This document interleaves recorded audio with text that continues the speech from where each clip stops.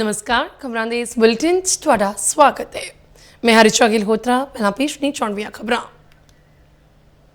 अमित शाह ਵੱਲੋਂ भाजपा पंजाब ਲਈ ਚੋਣ ਮੁਹਿੰਮ ਦਾ ਸ਼ੰਖਨਾਦ। ਹਿੰਦੂ ਸਿੱਖ ਏਕਤਾ ਨੂੰ ਦੱਸਿਆ ਸੂਬੇ ਦੀ ਤਰੱਕੀ ਦੀ ਬੁਨਿਆਦ। ਜਬਰੀ ਧਰਮ ਪਰਿਵਰਤਨ ਖਿਲਾਫ ਕਾਨੂੰਨ ਲਿਆਉਣ ਦਾ ਕੀਤਾ ਵਾਅਦਾ। ਸੂਬੇ 'ਚ ਅਪਰਾਧ, ਨਸ਼ਿਆਂ ਤੇ ਭ੍ਰਿਸ਼ਟਾਚਾਰ ਲਈ ਆਪ ਨੂੰ ਠਹਿਰਾਇਆ ਜ਼ਿੰਮੇਵਾਰ। 2027 'ਚ ਪਾਰਟੀ ਜਿੱਤ ਮਗਰੋਂ 2 ਸਾਲਾਂ 'ਚ ਸੂਬੇ ਨੂੰ ਨਸ਼ਾ ਮੁਕਤ ਬਣਾਉਣ ਦਾ ਲਿਆ ਅਹਿਦ।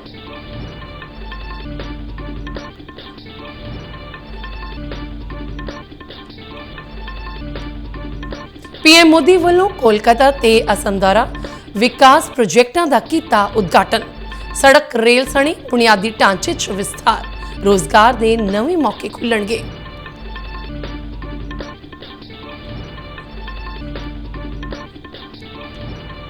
पश्चिम एशिया ਦੀਆਂ ਘਟਨਾਵਾਂ ਤੇ पीएम मोदी लगातार रख रहे ने नजर। सिलेंडर रिफिल डिजिटल ढंग तरीकों नाल करवाउण दी सलाह।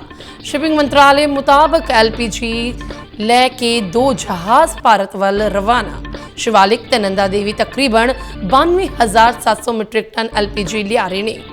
सूचना ते प्रसारण मंत्रालय वालों अद्धी अधूरी ते गलत जानकारी साझी करन तो बचन दी हदायत। हुण तक 1,72,000 तो वध यात्री सुरक्षित भारत परते। ते हुण खबरां विस्तार नाल। केंद्रीय गृह ते सहकारिता मंत्री अमित शाह ने अज मोगा जिले तो अगले साल होने वालियां विधान सभा चोणां लई भारतीय जनता पार्टी की चोण मुहिम का शंखनाद किया। पिंड किली चला विखे एक रैली ਨੂੰ संबोधन करदियां उन्हां पंजाब ਨੂੰ भरोसा दिता कि जे भाजपा सत्ता च आउंदी है तां 2 सालां च सूबे ਨੂੰ नशा मुक्त बना देवेगी ਅਤੇ विधान सभा च एक बिल लिया के धर्म परिवर्तन ਨੂੰ कानूनी तौर ते रोक देवेगी। उन्होंने कश्मीरी पंडितां ਨੂੰ बचाउण ते धर्म ना बदलण ਲਈ हिंद दी चद श्री गुरु तेग बहादुर जी ਨੂੰ अपनी जान कुर्बान करन वास्ते नमन किया। हमारी ताकत बढ़ाइए। अगर पंजाब को नशे से कोई मुक्त कर सकता है तो केवल और केवल नरेंद्र मोदी और भारतीय जनता पार्टी। और साहब हमने कर दिखाया है। कश्मीर से धारा 370 समाप्त करी। अब नक्सलवाद समाप्त होने के कगार पर है। पंजाब को नशे से मुक्त कराना है तो डबल इंजन की भारतीय जनता पार्टी की सरकार। पंजाब च मौजूदा आप सरकार ਨੂੰ ਵਧ ਰਹੇ ਅਪਰਾਧ, ਨਸ਼ਿਆਂ, ਧਰਮ ਪਰਿਵਰਤਨ, ਭ੍ਰਿਸ਼ਟਾਚਾਰ ਤੇ ਕਿਸਾਨਾਂ ਦੀ ਮੌਜੂਦਾ ਸਥਿਤੀ ਲਈ ਜ਼ਿੰਮੇਵਾਰ ਠਹਿਰਾਇਆ। ਉਹਨਾਂ ਸੂਬੇ ਦੇ ਲੋਕਾਂ ਨੂੰ ਸੱਦਾ ਦਿੱਤਾ ਕਿ ਉਹ ਬੀਜੇਪੀ ਦੀ ਡਬਲ ਇੰਜਨ ਸਰਕਾਰ ਨੂੰ ਸੱਤਾ 'ਚ ਲਿਆਉਣ ਤਾਂ ਜੋ ਸੂਬੇ ਨੂੰ ਇਹਨਾਂ ਖਤਰਿਆਂ ਤੋਂ ਮੁਕਤ ਕਰਕੇ ਇਸ ਨੂੰ ਵਾਪਸ ਖੁਸ਼ਹਾਲੀ ਵੱਲ ਲਿਆਂਦਾ ਜਾ ਸਕੇ। ये जो सरकार आप पार्टी की है वो वादा खिलाफी, वो पंजाब का भला नहीं कर सकती। ये भ्रष्टाचारी सरकार, आकंठ भ्रष्टाचार में डूबी हुई सरकार। यहाँ के मुख्यमंत्री जी को शर्म आनी चाहिए। दिल्ली से 4 सूबेदार आकर बैठे और पंजाब का धन लूटकर दिल्ली दे रहे। सूबे के महान गुरुआं ਅਤੇ ਸ਼ਹੀਦਾਂ ਨੂੰ ਸ਼ਰਧਾਂਜਲੀ ਭੇਟ ਕਰਦਿਆਂ गृह मंत्री ने कहा कि बीजेपी पहला हमेशा पंजाब के सियासी खेत्र च छोटे भरा वजों चोण लड़ती रही है, पर इस बार पार्टी प्रधानमंत्री नरेंद्र मोदी की अगवाई हेठ अगली सरकार बनाने लई तैयार है। 84 के सिख दंगों में सिखों पर जुल्म करने वाले सारे लोगों के खिलाफ 350 मामले हमने रजिस्टर किए। कांग्रेस ने एक भी नेता को जेल में नहीं डाला था, हमने कई नेताओं को जेल में डाला। और राहुल बाबा, आपके पिताजी ने सिख दंगों पर कहा था बड़ा पेड़ गिरता है तो धरती हिलती। ਭਾਰਤੀ ਜਨਤਾ ਪਾਰਟੀ ਦੇ ਕੌਮੀ ਜਨਰਲ ਸਕੱਤਰ ਤਰੁਣ ਚੁੱਗ ਨੇ ਕਿਹਾ ਕਿ ਮੋਗਾ ਤੋਂ ਹੀ ਸਾਲ 1996 ਚ ਭਾਰਤ ਰਤਨ ਅਟਲ ਬਿਹਾਰੀ ਵਾਜਪਾਈ ਨੇ ਬਦਲਾਅ ਦਾ ਸੱਦਾ ਦਿੱਤਾ ਸੀ ਤੇ ਪੰਜਾਬ ਤੋਂ ਕਾਂਗਰਸ ਦੀ ਸਰਕਾਰ ਸੱਤਾ ਤੋਂ ਬਾਹਰ ਹੋਈ ਸੀ। ਇਸੇ ਧਰਤੀ ਤੋਂ ਸਾਲ 2006 ਚ ਬਦਲਾਅ ਦਾ ਆਗਾਜ਼ ਕੀਤਾ ਗਿਆ ਸੀ। ਅੱਜ ਇੱਕ ਵਾਰ ਫੇਰ 20 ਸਾਲ ਬਾਅਦ ਸੂਬੇ ਦੇ ਲੋਕਾਂ ਨੇ ਭਾਰਤ ਦੇ ਗ੍ਰਹਿ ਮੰਤਰੀ ਅਮਿਤ ਸ਼ਾਹ ਦੀ ਗਰਜਨਾ ਚ ਇਸ ਧਰਤੀ ਤੋਂ ਸੁਣੀ। उन्होंने कहा कि अमित शाह की रैली पंजाब के लोगों को मुआफिया राज तो मुक्ति, भ्रष्टाचार, नशियां ते लुटखोह तो निजात दिवावेगी ते डबल इंजन प्रशासन की ताकत नाल चलन वाला एकजुट पंजाब ही सूबे की गुआची शान नूं बहाल करेगा ते इस दियां सरहदां नूं सुरक्षित बनावेगा। देश के गृह मंत्री आदरणीय अमित शाह, जो भारत की जनता पार्टी के केंद्र के सबसे बड़े दो नेताओं में से एक हैं, उन्होंने आगाज किया है कि 2027 श्री नरेंद्र मोदी जी के नेतृत्व में डबल इंजन की सरकार पंजाब में बनेगी, जो पंजाब, पंजाबियत, पंजाबी भाईचारे के लिए काम करेगी, जो यहाँ के किसानों को एमएसपी पर टॉप अप एमएसपी देगी, हर फसल पर एमएसपी देगी, उद्योग देगी, व्यापार देगी, यहाँ के नौजवानों को रोज। प्रधानमंत्री नरेंद्र मोदी ने कोलकाता दौरे दौरान ਵੱਖ-ਵੱਖ विकास प्रोजेक्टों का उद्घाटन किया। इस मौके बोलदियां उन्होंने कहा कि कोलकाता की धरती तो अज पश्चिमी बंगाल ते पूर्वी भारत के विकास का नवा दौर शुरू हो रहा है। सड़क, रेलवे ते बंदरगाह संबंधी बुनियादी ढांचे ते उस नाल जुड़े होरना प्रोजेक्टों की शुरुआत हो रही है। ਜਿਹੜੇ प्रोजेक्ट पूरे हो चुके हैं और राष्ट्र ਨੂੰ समर्पित किए गए हैं। इन्हां प्रोजेक्टों से तकरीबन 18,000 करोड़ रुपए तो वध दी लागत आवेगी। इस नाल व्यापार ते सनत ਨੂੰ ਹੁਲਾਰਾ मिलेगा ਅਤੇ ਲੱਖਾਂ ਲੋਕਾਂ ਦਾ जीवन सुखाला होवेगा। आज कोलकाता की धरती से पश्चिम बंगाल और पूर्वी भारत के विकास का नया अध्याय लिखा जा रहा है। सड़क, रेलवे और पोर्ट इंफ्रास्ट्रक्चर, इनसे जुड़ी 18,000 करोड़ रुपए से अधिक 18,000 करोड़ रुपए से अधिक की परियोजनाओं का शिलान्यास और लोकार्पण हुआ है। इस तो पहला असम दौरे के दूजे ते आखिरी दिन उन्होंने कहा कि अज पूरी दुनिया च जंग वर्गी स्थिति बनी हुई है। साडी सरकार यकीनी बनाने लई हर संभव कोशिश कर रही है कि साडे नागरिकां नूं घट्टो घट्ट मुश्किलों का सामना करना पवे। पीएम ने कहा कि साडा मंतव इस औखे वेले नागरिकां दे हितां नूं ध्यान च रखना है। उन्होंने विरोधी कांग्रेस पार्टी तो एक जिम्मेवार सियासी पार्टी की भूमिका निभाउण दी उम्मीद भी की। आजकल दुनिया में चारों तरफ और हमारे तो अड़ोस पड़ोस में ही युद्ध के हालात, और आप सब भली भांति युद्ध की क्या भयानकता है वो रोजमर्रा देख रहे हो। युद्ध से जो स्थितियां बनी है, हमारी सरकार उससे निपटने के लिए हमारे देश के नागरिकों को कम से कम मुसीबत आए, इसलिए हो सके उतने सारे प्रयास कर रही है। हमारा प्रयास है कि देश के नागरिकों पर युद्ध का कम से कम प्रभाव पड़े। इस समय कांग्रेस से उम्मीद थी कि वो एक जिम्मेदार राजनीतिक दल की भूमिका निभाए, लेकिन कांग्रेस देश हित के इस महत्वपूर्ण काम में भी फिर एक बार फेल हो गई। पश्चिम एशिया दी घटनावां ते प्रधानमंत्री नरेंद्र मोदी लगातार आप नज़र रख रहे हैं।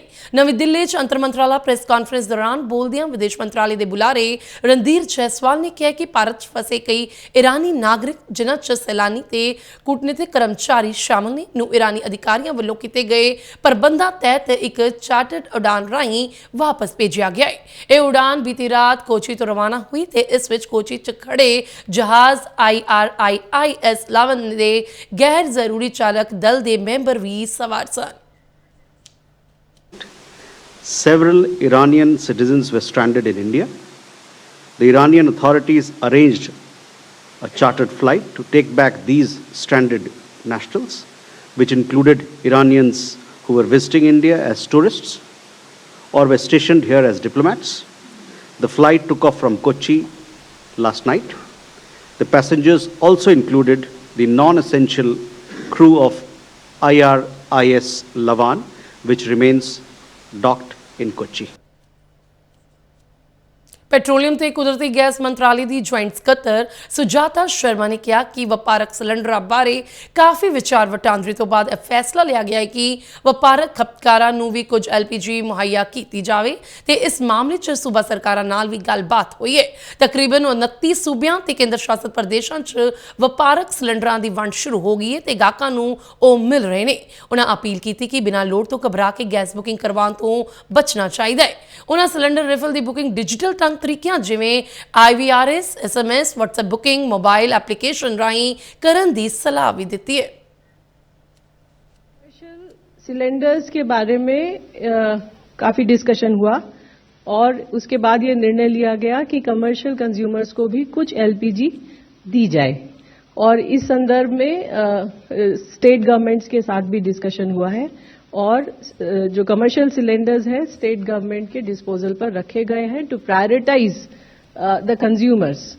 और इसके बारे में मैं आपको ये बताना चाहूंगी कि लगभग 29 स्टेट्स और यूनियन टेरिटरीज में कमर्शियल सिलेंडर्स का डिस्ट्रीब्यूशन स्टार्ट हो गया है और वो कंज्यूमर्स को मिल गए हैं। ਸ਼ਿਪਿੰਗ ਮੰਤਰਾਲੇ ਦੇ ਬੁਲਾਰੇ ਰਾਜੇਸ਼ ਕੁਮਾਰ ਸਿਨਹਾ ਨੇ ਕਿਹਾ ਕਿ ਫਰਾਂਸ ਦੀ ਖਾੜੀ ਦੇ ਖੇਤਰ 'ਚ ਮੌਜੂਦ ਸਾਰੇ ਭਾਰਤੀ ਮਲਾਹ ਸੁਰੱਖਿਅਤ ਨੇ। ਇਸ ਵੇਲੇ ਹੋਰਮੁਜ਼ ਜਲਡਮਰੂ ਦੇ ਪੱਛਮ 'ਚ 24 ਭਾਰਤੀ ਝੰਡੇ ਵਾਲੇ ਜਹਾਜ਼ ਮੌਜੂਦ ਨੇ। ਇਹਨਾਂ 'ਚੋਂ 2 ਜਹਾਜ਼ ਸ਼ਿਵਾਲਿਕ ਤੇ ਨੰਦਾ ਦੇਵੀ LPG ਲੈ ਕੇ ਭਾਰਤ ਵੱਲ ਵਧ ਰਹੇ ਨੇ। ਇਹਨਾਂ ਜਹਾਜ਼ਾਂ 'ਚ ਤਕਰੀਬਨ 92,700 ਮੀਟ੍ਰਿਕ ਟਨ LPG ਹੈ। ਇਹਨਾਂ ਦੇ 16 ਜਾਂ 17 ਮਾਰਚ ਨੂੰ ਭਾਰਤ ਪਹੁੰਚਣ ਦੀ ਸੰਭਾਵਨਾ ਹੈ। भी भारतीय नाविक सुरक्षित हैं और पिछले 24 घंटे में इनसे संबंधित कोई भी अदरवाइज इंसिडेंट की सूचना नहीं है। जैसा मैंने कल बताया था, स्टेट ऑफ होर्मुज के वेस्ट में पर्शियन गल्फ में 24 भारतीय फ्लैग वेसल्स थे। उसमें से 2 वेसल शिवालिक और नंदा देवी, ये भारतीय इंडियन फ्लैग वेसल थे। शिवालिक और नंदा देवी ये LPG कैरी करते हैं, LPG कैरियर्स हैं। इन्होंने आज अर्ली मॉर्निंग, देर रात में early morning straight of Hormuz cross किया सेफली और ये भारतवर्ष की तरफ बढ़ रहे हैं। सूचना ते प्रसारण मंत्रालय च ज्वाइंट ਸਕੱਤਰ सी सैंथल राजन ने सोशल मीडिया ਤੇ फर्जी वीडियो AI ਦੀ ਸਹਾਇਤਾ ਨਾਲ ਤਿਆਰ ਕੀਤੀ ਹੋਈ ਸਮੱਗਰੀ ਅਤੇ ਗਲਤ ਸੂਚਨਾ ਫੈਲਾਉਣ ਨੂੰ ਲੈ ਕੇ ਚੇਤਾਵਨੀ ਜਾਰੀ ਕੀਤੀ ਹੈ। ਉਹਨਾਂ ਨਾਗਰਿਕਾਂ ਨੂੰ ਅਪੀਲ ਕੀਤੀ ਹੈ ਕਿ ਉਹ ਸਿਰਫ ਅਧਿਕਾਰਤ ਸਰਕਾਰੀ ਤੇ ਭਰੋਸੇਯੋਗ ਮੀਡੀਆ ਅਦਾਰਿਆਂ ਤੇ ਹੀ ਯਕੀਨ ਕਰਨ ਤੇ ਅੱਧੀ ਅਧੂਰੀ ਜਾਣਕਾਰੀ ਸਾਂਝੀ ਕਰਨ ਤੋਂ ਵੀ ਬਚਣ।